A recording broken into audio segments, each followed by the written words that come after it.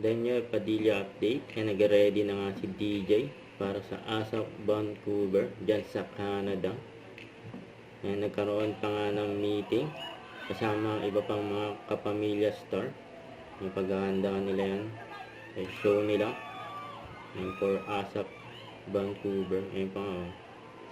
Ito yung pagdating ni DJ sa Canada. Ayun, sinalubong sila ng mga fans niya, ng mga Pinoy sa Canada, Vancouver. And very accommodating si DJ sa mga fans. And good luck sa show. Ang ASAP yun, no? And excited na si DJ siyempre. Hello po. And good luck. Kasama sa aming mga bigatin. So ito pa ang upcoming event ni DJ for Kalimudan Festival 2025.